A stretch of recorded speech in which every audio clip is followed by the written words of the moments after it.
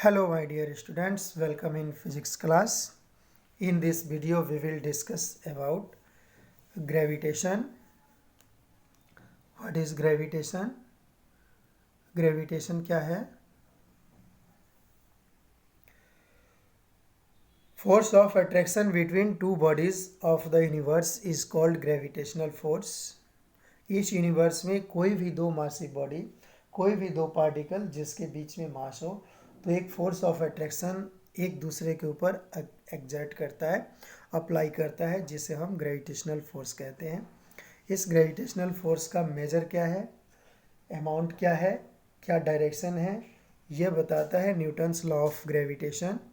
तो Newton's law of gravitation क्या कहता है कि जब कोई भी दो बॉडी हो, दो मासी बॉडी हो और उनके बीच में कुछ डिस्टेंस हो, दोनों एक दूसरे से कुछ डिस्टेंस पे सेपरेटेड हो, तो उनके बीच में जो एग्जर्ट होने वाला, अप्लाई होने वाला ग्रेविटेशनल पुल या ग्रेविटेशनल फोर्स ऑफ अट्रैक्शन कितना होता है और क्या डायरेक्शन होता है, यह बतलाता है।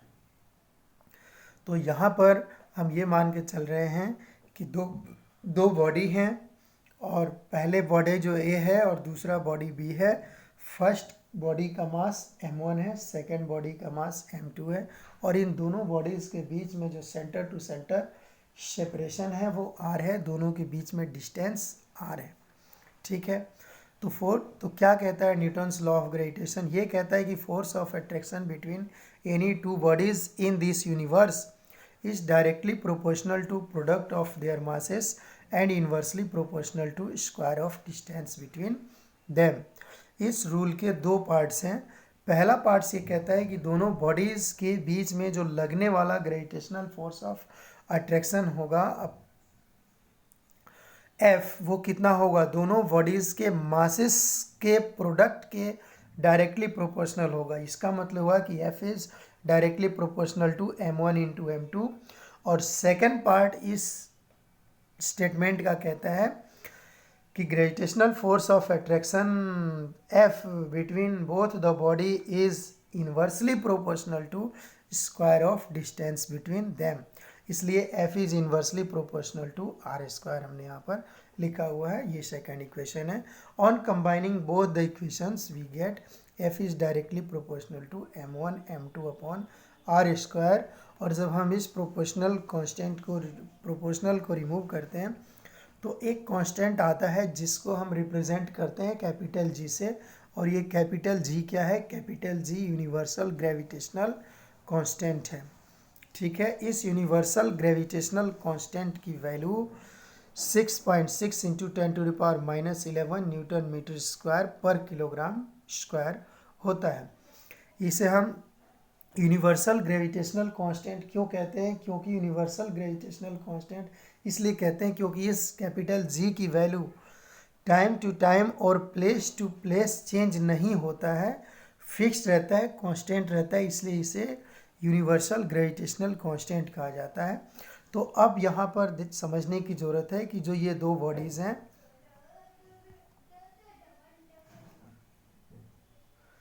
जिनके मासेस m1 और m2 माना था और उनके बीच में जो सेपरेशन है r है, तो इनके बीच में लगने वाला जो फोर्स है F वो कितना हो गया? 6.67 into 10⁻11 m1 m2 upon are square. ये जो वैल्यू है G की वैल्यू हमने यहाँ पर क्या किया है, इस G की वैल्यू को यहाँ पे हमने रख दिया है। ठीक है, तो इस तरह से दोनों बॉडीज़ के बीच में लगने वाला ग्रेविटेशनल फोर्स ऑफ अट्रैक्शन हमें मिल जाता है।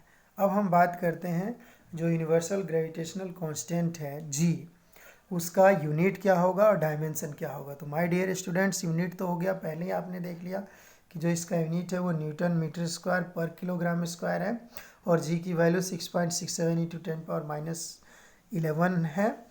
और अब जब हम बात करेंगे डायमेंशन की, तो हम जानते हैं कि जो F equal to G m1 m2 upon are square होता है, तो ट्रांसपोज करने के बाद G की value F r square upon m1 into m2 हो जाता है। ठीक है, अब हम क्या करेंगे यहाँ पर कि हम सीधा सा जो यहाँ पर डायमेंशन हमें G का फाइंड करना है, यूनिवर्सल ग्रेविटेशनल कांस्टेंट का फाइंड करना है, तो F का डायमेंशन क्या होता है? F का डायमेंशन होता है माय डियर स्टूडेंट्स एफ का डायमेंशन जो फोर्स का डायमेंशन mlt-2 है, और यहाँ पर आर क्या है, आर भी डिस्टेंस ही है तो इसलिए एल होगा, आर स्क्वायर है तो एल स्क्वायर हो गया, और m1 इंटू m2 है तो ये m1 m2 मास है इसलिए इनके m इंटू m हुआ। तो इनको सिंप्लीफाई करने के बाद जो dimension of universal gravitational constant is m-1 L3T-2 आ रहा है। ओके, अब हम बात करते हैं फीचर्स ऑफ ग्रेविटेशनल फोर्स की, कि ग्रेविटेशनल फोर्स की क्या फीचर्स है, क्या कैरेक्टरिस्टिक्स है। तो gravitational force of attraction between two given bodies is, क्या होता है, दो बॉडी हो उनके बीच में ग्रेविटेशनल फोर्स ऑफ अट्रैक्शन जो है हमेशा क्या होता है, first independent of nature of intervening medium, कि दोनों बॉडीज़ के बीच में कौन सा मीडियम है, वैक्यूम है, एयर है, या कोई लिक्विड है, गैसियस मीडियम है, उस इंटरवेनिंग मीडियम पर ग्रेविटेशनल फोर्स डिपेंड नहीं करता है। लेकिन आप लोगों ने पढ़ा होगा कि जो मैग्नेटिक फोर्स है और इलेक्ट्रोस्टैटिक फोर्स है वो इंटरवेनिंग मीडियम पर डिपेंड करता है, लेकिन gravitational force of attraction between two bodies intervening medium पर डिपेंड नहीं करता है। Second, gravitational force of attraction between two given bodies is independent of presence और एब्सेंस ऑफ अदर बॉडीज। दो बॉडीज हों उनके बीच में जो एग्जाइट होने वाला ग्रेविटेशनल फोर्स ऑफ अट्रैक्शन है वो चेंज नहीं होता अगर हम थर्ड बॉडी को उनके दोनों के बीच में अगर हम प्लेस कर देते हैं, शिफ्ट कर देते हैं तो। Next, gravitational force of attraction between two bodies is independent of nature and size of the bodies. ठीक है, जो gravitational force of attraction between two bodies होता है वो बॉडीज के नेचर और साइज पर डिपेंड नहीं करता, केवल उसके मासेस पे डिपेंड करता है, और उन बॉडीज के जो सेंटर्स हैं जिन्हें हम सेंटर ऑफ मासेस बोलते हैं, उन सेंटर ऑफ मासेस के जो ज्वाइनिंग लाइन है, जो सेपरेशन है, उनके बीच में कितना डिस्टेंस है उस पर डिपेंड करता है। ठीक है, इसलिए कहा जाता है कि ये जो gravitational force of attraction between two bodies is independent of nature and size of the bodies, that is only depend on masses of bodies and distance between their centers of bodies. Next features, gravitational force of attraction between two given bodies is attractive force in nature. Gravitational force of attraction हमेशा attractive nature का होता है, लेकिन my dear students आप जानते हो कि जो मैग्नेटिक फोर्स होता है और इलेक्ट्रोस्टैटिक फोर्स होता है वो अट्रैक्टिव भी होता है और रिपल्सिव भी होता है, but gravitational force is always attractive force in nature. Next feature, gravitational force of attraction between two bodies is from action and reaction pair. क्या करते हैं कि ये जो ग्रेविटेशनल फोर्स ऑफ अट्रैक्शन दो बॉडीज के बीच में फॉर्म करते हैं, क्या फॉर्म करते हैं, प्रोड्यूस करते हैं action and reaction pair, that is gravitational forces are equal in magnitude and opposite in direction and hence obey Newton's third law of motion. Next, gravitational forces are central forces. Central forces से क्या मतलब है कि जो दो bodies होते हैं तो दो बॉडीज के बीच में हम डिस्टेंस कहाँ से लेते हैं, दोनों बॉडीज के बीच में हम डिस्टेंस दोनों के सेंटर ऑफ मासेस की जो ज्वाइनिंग लाइन है वो ज्वाइनिंग लाइन की लेंथ हम लेते हैं उनके बीच में सेपरेशन या डिस्टेंस के लिए। ठीक है, तो जो ग्रेविटेशनल फोर्स ऑफ अट्रैक्शन है बिटवीन टू बॉडीज वो सेंट्रल फोर्स होता है क्योंकि वो डिपेंड करता है दोनों बॉडीज के सेंटर्स के ज्वाइनिंग लाइन के बीच के। The gravitational forces are conservative forces. जो ग्रेविटेशनल फोर्स होते हैं वो कंजर्वेटिव फोर्स होता है।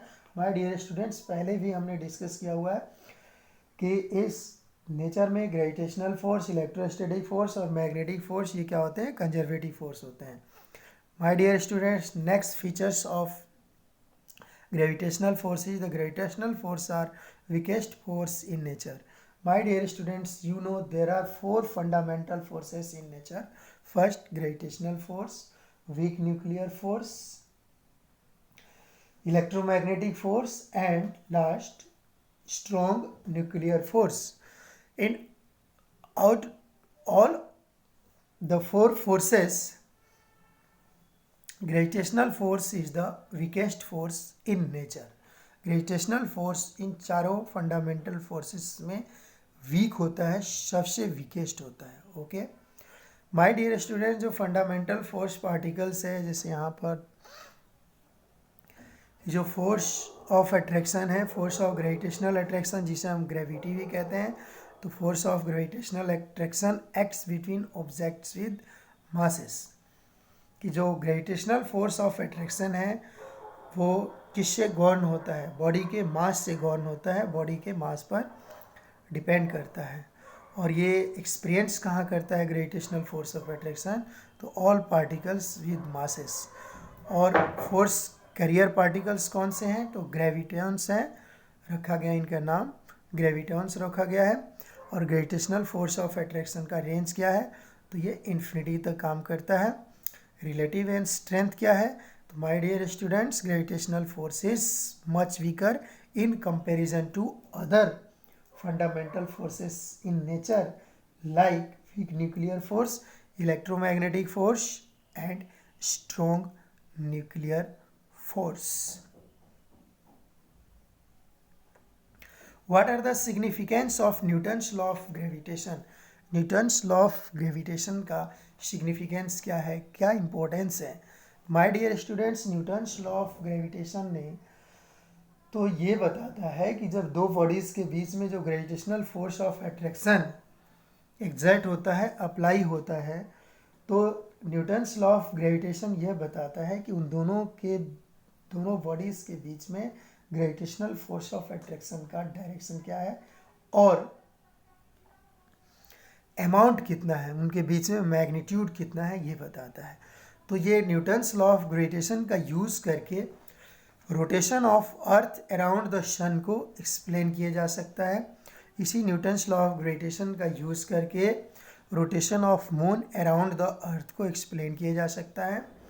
और formation of tides in the oceans is due to force of attraction between moon and ocean. जो टाइड और वेव्स होते हैं ओशियन में, वो सन, मून और अर्थ के कंबाइंड ग्रेविटेशनल फोर्स की वजह से ओशन में प्रोड्यूस होते हैं। इसे न्यूटन्स लॉ ऑफ ग्रेविटेशन के द्वारा एक्सप्लेन किया जा सकता है। नेक्स्ट है significance importance of Newton's law of gravitation is prediction about the orbits and time period of modern artificial satellites. जो मॉडर्न आर्टिफिशियल सैटेलाइट्स जो लॉन्च किए जाते हैं स्पेस में, उनके पीरियड्स, टाइम पीरियड्स और जो ऑर्बिट्स है उनको एग्जैक्टली एक्यूरेटली प्रिडिक्ट किया जा सकता है, बताया जा सकता है न्यूटन्स लॉ ऑफ ग्रेविटेशन का यूज़ करके। अब हम बात करते हैं माय डियर स्टूडेंट्स कि what are the differences between mass and weight. कि जो बॉडी है तो बॉडी का मास और वेट में क्या रिलेशन है और क्या डिफरेंसेस है। तो माय डियर स्टूडेंट्स, मास और weight of a body both are different, बिल्कुल दोनों डिफरेंट है। ठीक है, तो सबसे पहले हम डेफिनेशन की बात करते हैं कि मास क्या है। The amount of matter content in a body is called मास।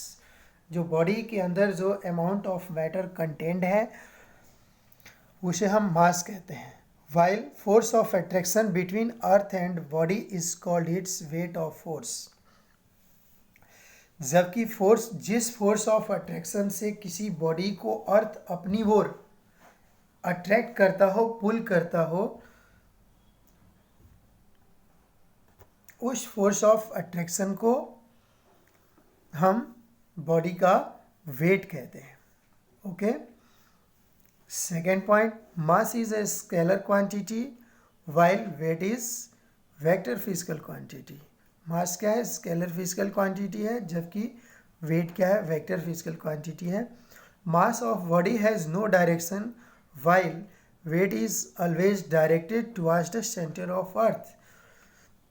किसी बॉडी के मास का कोई डायरेक्शन नहीं होता है, बट जो वेट ऑफ बॉडी है वो हमेशा डायरेक्टेड होता है towards the centre of earth. masses of different bodies can be added by simple algebraic rule। while resultant weight of different bodies can be found out by a special geometric rule.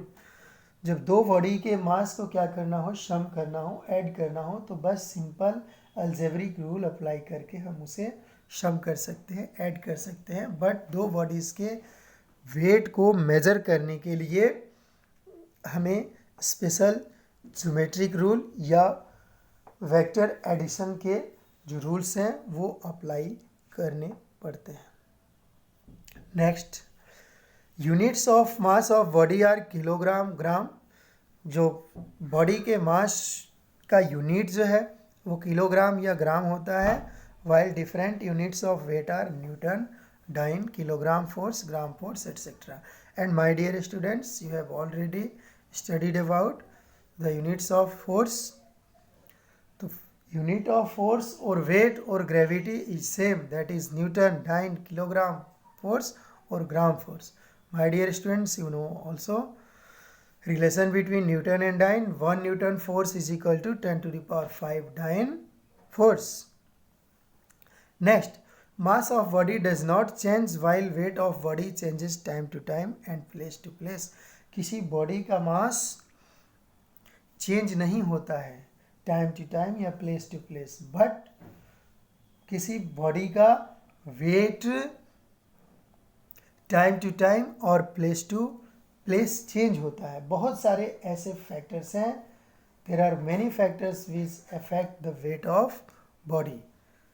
ठीक है, सबसे पहले क्या है, height of body from earth surface effects the weight of body. Depth of body from earth surface also effect the weight of body. Okay, rotation of earth also affects the weight of body. So weight of body changes time to time or place to place, but mass of body doesn't change, never change. Mass of body can be measured by simple weighing machine, while weight of body can be measured by spring balance. Mass of body को measure करने के लिए simple weighing machine का use करते हैं, जबकि spring balance के द्वारा बॉडी के वेट को मेजर किया जाता है. हेलो माय डियर स्टूडेंट्स, अब हम बात करते हैं फ्री फॉल का. What do you mean by free fall? Falling of a body freely only under the influence of gravity और gravitational force of attraction of earth is called free fall. कोई body earth की ओर fall हो रहा है, freely fall हो रहा है, only under the influence of gravity. Means कि जब उसके ऊपर ग्रेविटी या gravitational force of attraction of अर्थ के अतिरिक्त और कोई फोर्स उसके ऊपर एग्जर्ट नहीं हो रहा हो, तब हम उसे ग्रेविटेशनल फ्री फॉल कहते हैं. उस बॉडी के फॉल को फ्री फॉल कहते हैं. इवन यदि कोई बॉडी एयर में फॉल हो रहा है तो वो फ्री फॉल हम उसको नहीं कहेंगे. क्यों नहीं कहेंगे? क्योंकि बॉडी है तो उसका कुछ ना कुछ सरफेस होगा. सरफेस है तो एयर का उसके ऊपर एयर का फ्रिक्शनल फोर्स या एयर का रेजिस्टेंस अपवर्ड डायरेक्शन में एक्ट हो रहा होगा. ठीक है, तो यहाँ पर इस केस में क्या है, उसे हम फ्री फॉल नहीं कहेंगे. फ्री फॉल कब कहेंगे? कि जब बॉडी वैक्यूम में कोई ऊपर से नीचे की ओर फॉल हो रहा हो, तब हम उसे फ्री फॉल कहेंगे. माय डियर स्टूडेंट्स, हम आगे ये भी दिखाएंगे कि जब दो बॉडी को अगर हम सेम हाइट से फॉल कराते हैं तो उसे क्या होना चाहिए कि सेम मोमेंट पर, सेम इंस्टेंट पर अर्थ सरफेस पर फॉल होना चाहिए. बट ऐसा होता नहीं है, ऐसा प्रैक्टिकली होता नहीं है. क्यों नहीं होता है? क्योंकि ग्रेविटी के अलावा या gravitational force of attraction of अर्थ के अलावा एक और फोर्स काम करता है जिसे हम एयर रेजिस्टेंस कहते हैं. तो जिस बॉडी का सरफेस एरिया ज़्यादा होता है उसके ऊपर एयर रेजिस्टेंस ज़्यादा एक्ट करता है, और जिस बॉडी का सरफेस एरिया कम होता है उसके ऊपर एयर रेजिस्टेंस कम एक्ट करता है, कम अप्लीकेबल होता है. ठीक है, और ये ग्रेविटेशनल जो रिजल्टेंट फोर्स है ग्रेविटेशनल फोर्स और एयर रेजिस्टेंस ये दोनों मिलकर के क्या होते हैं, अफेक्टेड हो जाते हैं। इसलिए दोनों बॉडी जिनका सरफेस एरिया अलग अलग है एक साथ अर्थ सरफेस पर सेम मोमेंट पर नहीं पहुंचते हैं। चलिए अब हम बात करते हैं ग्रेविटी की। तो ग्रेविटी क्या है? Force of attraction exerted by earth towards its centre on a body lying on or near the surface of earth. कोई बॉडी जो नियर बाई सरफेस या on the surface of earth lie कर रहा है, तो उसके ऊपर जो फोर्स ऑफ अट्रैक्शन एग्जर्ट हो रहा है अर्थ का, उस फोर्स ऑफ अट्रैक्शन ऑफ अर्थ को क्या कहते हैं? हम ग्रेविटी कहते हैं। माय डियर स्टूडेंट्स, ग्रेविटी क्या है? ग्रेविटी एक special case of gravitational force है। ठीक है, तो my dear students, gravitational force तो कोई भी दो बॉडी के बीच में काम कर सकता है। जैसे सपोज करिए कि अर्थ सरफेस पर कोई दो बॉडी है ए और बी, तो उन दोनों बॉडीज़ के बीच में जो फोर्स लग रहा है ग्रेविटेशनल फोर्स ऑफ अट्रैक्शन उसे कहेंगे। लेकिन जब बॉडी ए और अर्थ के बीच में जो फोर्स ऑफ अट्रैक्शन एक्ट हो रहा है उसे हम ग्रेविटी कहते हैं। तो ग्रेविटी के लिए नेसेसरीली एक बॉडी हो और दूसरा अर्थ होना जरूरी है। ठीक है, तो किसी भी बॉडी और अर्थ के बीच में लगने वाला जो ग्रेविटेशनल फोर्स ऑफ अट्रैक्शन है उसे हम ग्रेविटी कहते हैं। Gravity is special case of gravitational force and is also called earth's gravitational pull. Force of gravity acting on a body is the measure of weight of the body. Thus, weight of a body is defined as the force of attraction exerted by the earth on the body towards its center. जिस force of attraction से, जिस force of gravitational attraction से अर्थ किसी body को अपने centre की ओर attract करती है, पुल करती है, उस फोर्स ऑफ ग्रेविटेशनल अट्रैक्शन को ग्रेविटी कहते हैं। माय डियर स्टूडेंट्स, जो बॉडी का वेट होता है, ठीक है, वो ग्रेविटेशनल पुल ऑफ अर्थ ही है, जिसे हम ग्रेविटी भी कहते हैं। माय डियर स्टूडेंट्स, अगर कोई बॉडी जिसका मास m हो अर्थ सरफेस के पास में या अर्थ सरफेस पर रखा हुआ हो, तो उसका वेट या gravitational pull of earth on that body और gravity is equal to mg, where g is acceleration due to gravity. My dear students, gravity का यूनिट क्या है? माय डियर स्टूडेंट्स, जो यूनिट, क्योंकि ग्रेविटी एक special case of gravitational force of attraction है, तो जो यूनिट फोर्स का होगा वही यूनिट वेट का होगा, वही यूनिट ग्रेविटी का भी होगा। तो ग्रेविटी का unit my dear students newton, dyne, kilogram force, gram force etcetera होगा। अब हम बात करते हैं my dear students difference between gravitation and gravity की, कि ग्रेविटेशन और ग्रेविटी में क्या डिफरेंसेस हैं। तो gravitation is the force of attraction acting between any two bodies of the universe, while gravity is the earth's gravitational pull on a body lying on or near the surface of earth.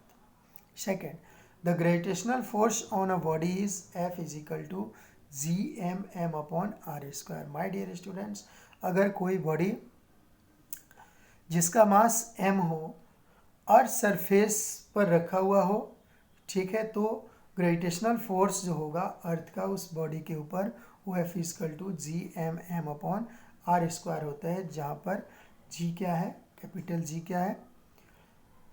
Capital G universal gravitational constant है, जो कि पहले discuss हो चुका है। While the force of gravity on a body is W is equal to mg, where g is acceleration due to gravity, जहाँ पर small g क्या है? एक्सेलरेशन ड्यू टू ग्रेविटी है। तो माय डियर स्टूडेंट्स, कोई m मास का body earth surface पे रखा हुआ है, तो उसके ऊपर जो gravitational force of attraction of earth act हो रहा है वो F equal to gmm upon r square हो रहा है, जबकि बॉडी का weight W equal to mg है, या बॉडी के ऊपर लगने वाला अर्थ की ग्रेविटी mg है। तो my dear students, earth surface पर जो वेट है, ग्रेविटी है या gravitational force of attraction of earth है किसी बॉडी के ऊपर, वो दोनों क्या होंगे, एक दूसरे के बराबर होंगे, सेम होंगे। The direction of gravitational force on a body A due to body B is along A B.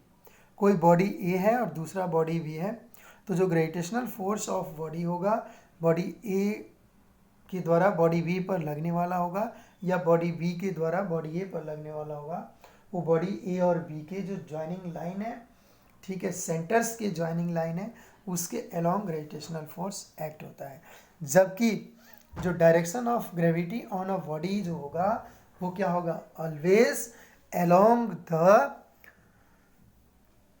is always directed towards the center of earth. Okay, the force of gravitation between two bodies can be zero if the separation between two bodies becomes infinity. अगर कोई दो bodies हों और एक दूसरे से उनके बीच में जो गैपिंग है, सेपरेशन है, डिस्टेंस अगर इन्फिनिटी हो जाए तो उनके बीच में लगने वाला gravitational force of attraction zero होगा। But the force of gravity on a body is zero at the centre of earth. लेकिन क्या होता है कि अगर हम सेंटर ऑफ अर्थ पे जाएं तो वहाँ पर ग्रेविटी क्या होगा, जीरो होगा, क्योंकि वहाँ पर acceleration due to gravity G क्या होता है माय डियर स्टूडेंट्स, जीरो होता है। इसलिए सेंटर ऑफ अर्थ पर किसी बॉडी का वेट या ग्रेविटी जीरो होगा। What is acceleration due to gravity? My dear students, acceleration तो आप लोग पहले ही जानते हैं, डिस्कस हो चुका है, यू नो वेरी वेल। और आप जानते हो कि एक्सेलरेशन क्या है, acceleration rate of change in velocity. तो rate of change in velocity कब होता है माय डियर स्टूडेंट, जब किसी बॉडी के ऊपर अनबैलेंस्ड फोर्स एक्ट होता है, अप्लाई होता है, तो वो एक्सटर्नल अनबैलेंस्ड फोर्स बॉडी में एक्सेलरेशन प्रोड्यूस करता है। तो माय डियर स्टूडेंट, जब कोई बॉडी ऊपर से फॉल हो रहा हो अर्थ की ओर, तो इसका मतलब क्या है कि हर एक बॉडी के ऊपर अर्थ अपना एक ग्रेविटेशनल पुल या gravitational force of attraction apply करता है, एक्सर्ट करता है, ठीक है। तो ओब्वियसली वो ग्रेविटेशनल फोर्स ऑफ अट्रैक्शन की वजह से बॉडी को अगर हम फॉल होने दें, फ्रीली फॉल होने दें, रिलीज कर दें, तो क्या होगा, उस बॉडी में एक एक्सेलरेशन प्रोड्यूस होगा। किसकी वजह से? उस gravitational force of attraction of earth की वजह से। और उस ग्रेविटेशनल उस acceleration produced due to gravitational force of earth in body is called acceleration due to gravity. तो what is acceleration due to gravity? Acceleration produced in a freely falling body due to earth's gravity is called acceleration due to gravity. My dear students, हम जानते हैं कि कोई body जिसका मास m हो और उसके ऊपर लगने वाला फोर्स F हो, तो उस बॉडी में जो एक्सटर्नल अनबैलेंस्ड फोर्स F है, एक्सर्ट हो रहा है, अप्लाई हो रहा है, तो ऑब्वियसली उसमें एक्सेलरेशन प्रोड्यूस होगा। तो अगर एक्सेलरेशन प्रोड्यूस्ड A है तो force F equal to ma होता है। लेकिन माय डियर स्टूडेंट्स, यहाँ पर G क्या है? G acceleration due to gravity, acceleration due to gravity is represented by G। Okay, तो acceleration due to gravity G क्या है? अब यहाँ पर ए को हम रिप्लेस कर देंगे जी से। क्यों?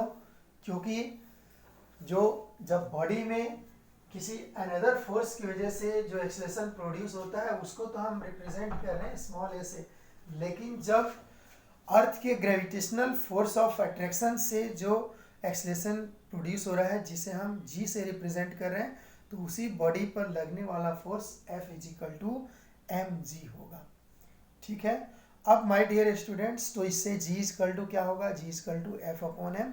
और अगर बॉडी का मास कितना हो, यूनिट मासिव बॉडी हो, that is m equal to 1, then G की वैल्यू क्या हो जाएगी? Acceleration due to gravity is G equal to F, मतलब कि force exerted by earth on unit massive body is equal to acceleration produced due to gravity in that body.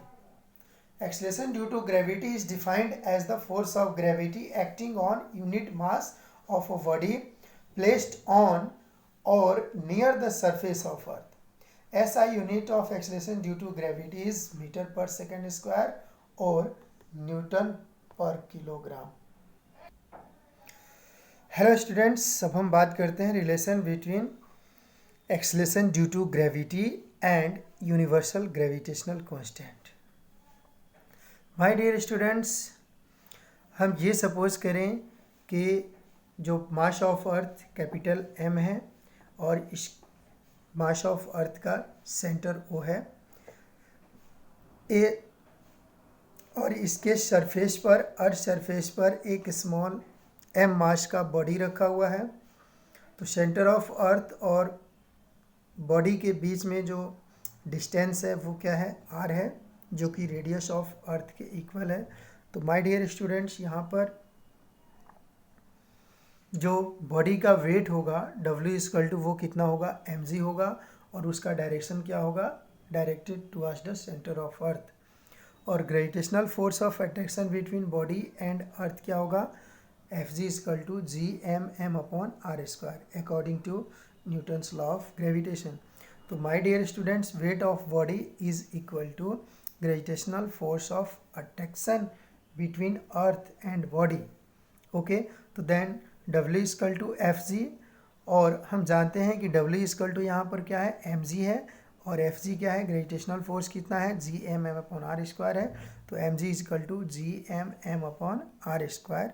Okay, तो m से m cancel होने के बाद जो acceleration due to gravity g is equal to Gm upon are square. तो इस तरह से ये एक रिलेशन आ जाता है जिसके बीच में relation between acceleration due to gravity small g and universal gravitational constant capital G। My dear students, यहाँ पर क्योंकि बॉडी जो है अर्थ सरफेस पर है, ठीक है, तो अर्थ सरफेस पर है, तो बॉडी और अर्थ के बीच में जो डिस्टेंस है वो इसके रेडियस के बराबर है। तो यहाँ पर हम कैपिटल R लेंगे, रेडियस के लिए कैपिटल R लेंगे। स्मॉल r तो क्या है, सब के लिए होगा, ठीक है, जहाँ पर चाहे अर्थ सरफेस पे हो या अर्थ सरफेस से बॉडी ऊपर की ओर लाई करता हो, तब हम वहाँ पर स्मॉल r लेंगे, ठीक है। तो ऑब्वियसली यहाँ पर क्या होगा माय डियर स्टूडेंट्स,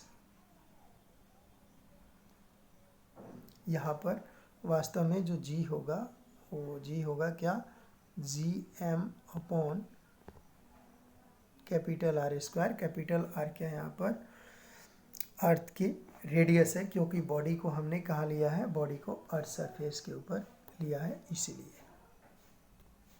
ओके, अब माय डियर स्टूडेंट्स, अब हम नेक्स्ट वीडियो में डिटेल में हम बताएंगे कि कौन कौन से ऐसे फैक्टर हैं जो एक्सलेशन ड्यू टू ग्रेविटी को अफेक्ट करते हैं, जिससे कि अल्टीमेटली किसी बॉडी का वेट इफेक्ट होता है। Okay, thanks for watching this video.